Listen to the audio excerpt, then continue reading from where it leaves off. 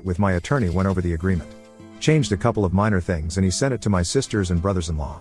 It included a requirement that they pay my attorney's fee, about $3,000.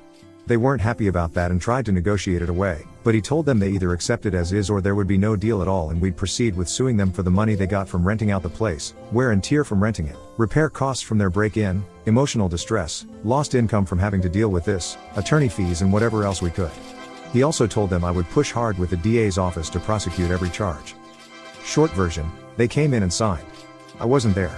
I'm told it was a pretty tense environment, that the middle bill appeared to have taken charge and that at one point he told both of my sisters to shut the hell up or he was walking away from the whole thing, making his own deal with us and the rest of them could all go to hell. They provided another cashier's check for $2,500, claimed that's all they had. It's close enough that we're going to accept it as the final payment. Attorney also told me that everyone was very cold and curt towards one another, but that they all managed to keep it together long enough to sign and left without making too big of a scene. I drove up to the vacation house early yesterday to check out the damage and meet with the DA's office. Seeing the damage made my blood boil, it was so senseless. I was so pissed that I was ready to eat the cost of repairs and do everything I could to ruin their lives. Tried walking it off, failed utterly. Ended up calling a good friend who was kind enough to stay on the phone for over an hour letting me spew and vent.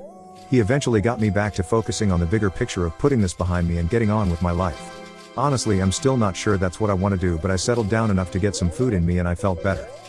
After lunch I went to DA's office. Hadn't made an appointment and had to wait a while but got to meet with the assistant DA who's got the case. Short version is that since I don't want to prosecute and the bills have already paid for the damages that they are willing to drop all the charges except trespassing, which in this case will be a class 2 misdemeanor. The bills will have to plead guilty and pay whatever fine the judge sets.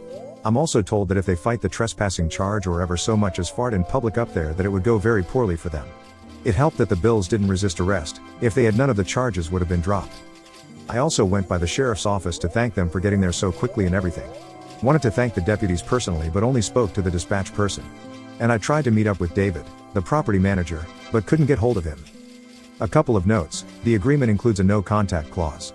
Basically if any of them show up where my wife or I are, or the other way around, whoever got there last has to leave immediately. No contact except through attorneys or other mutually agreed upon third parties. They get to keep whatever they made from renting the vacation house, my big give, unless I have tax consequences which they will be responsible for. And we release each other from all other liabilities up through the present. There's more to it than that, but those are the high points. Wife and I will sign the agreement later today. After that I can't talk about most of this but I can talk around it. I think this is my final update regarding all this nonsense but I'll respond to comments if I can.